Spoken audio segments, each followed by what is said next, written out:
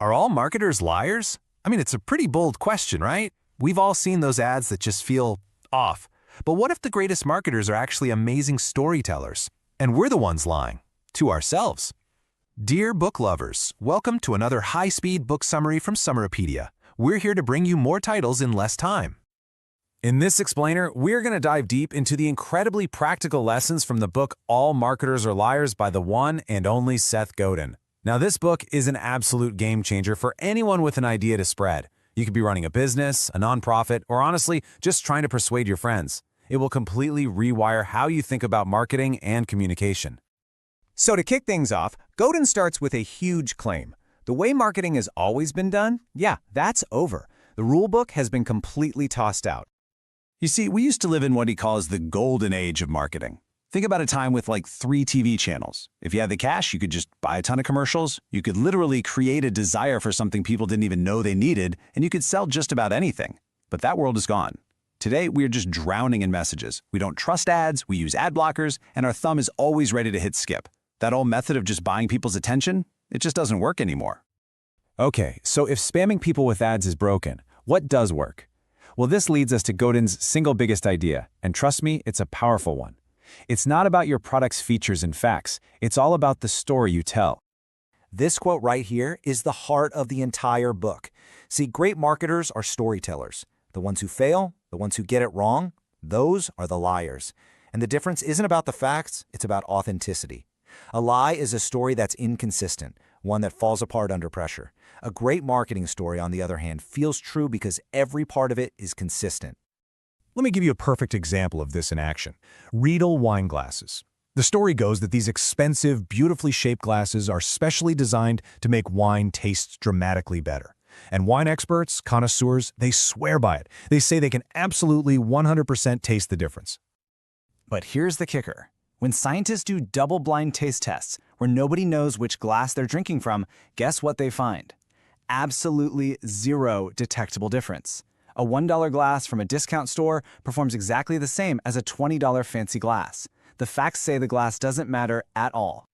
So what does this mean? And this is the mind-blowing part. The wine actually tastes better to the person who believes the story. The story, the expectation, the belief that it's a superior glass, that is the marketing, and it literally changes their physical experience. The story you tell is more powerful than the physical product. That's the magic Godin is talking about. Now, this doesn't mean you can just tell any old story to any person and expect it to work. Nope. To be effective, you have to first understand something incredibly fundamental about your audience, their worldview. So what is a worldview? Think of it as the set of glasses everyone wears. It's their pre-existing beliefs, their biases, their values. It's the filter they use to interpret everything you say long before you ever say it. For instance, someone whose worldview is, "I'll pay anything for convenience," is going to hear your story very differently than someone whose worldview is, "Protect the planet at all costs." And that's where frames come in. A frame is simply how you present your story so it fits perfectly with someone's existing worldview. For that convenience lover, you frame your story around speed and simplicity. For the eco-conscious person, you frame the exact same product around its recycled packaging and low-carbon footprint. You're not trying to change their worldview, you're just aligning your story with it. And this right here is maybe the most important rule in the entire book. Don't even try to change someone's worldview. It's practically impossible, it's incredibly expensive, and it almost never works. It's so much easier and more effective to find a group of people who already share a particular worldview and then craft a story that resonates with what they already believe. Okay, so we've got the theory down. We need an authentic story, and we need to frame it for a specific worldview. But how do we actually tell these great stories? Well, Godin gives us a really clear framework. It all happens in 5 steps. First, you have to remember their worldview was there before you were.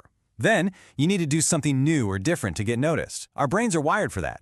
That leads to a first impression, a snap judgment that kicks off the whole story in their head. From there, they decide if your story is something they want to believe. And finally, if your story is authentic and consistent, it will thrive and spread. So what makes a story great? Well, it feels true, meaning it's authentic and consistent. It has to make a bold promise and earn trust. Great stories are often subtle. They work fast, and they connect with our senses and emotions, not just our logic. And here's a really key one. A great story is almost never for everybody. It's designed for a specific audience with a specific worldview. So, who is the person behind all these powerful, game-changing ideas? Well, let's take a quick look at the author, Seth Godin, because understanding him really puts his work into perspective. Seth Godin isn't just a marketing guru. He is genuinely one of the most important business thinkers of our time. He's written so many bestsellers, and his whole philosophy boils down to this: marketing shouldn't be about hype or deception. He believes it's the single most powerful tool we have for making positive change in the world. And his perspective is so critical because he pushes for a more responsible, more human way of spreading ideas, one built on truth and telling stories that actually matter. All right, to bring this all home, here is your practical 5-step storytelling checklist based on the book. Number 1, find a worldview that's being ignored or underserved. 2, frame your story to resonate perfectly with that audience. 3, nail that first impression. 4, tell a story that is authentic and consistent from top to bottom. And finally, and this is the most important one, number 5, don't just advertise your story, live it. Your product, your service, your customer support, everything has to be a part of that same consistent story.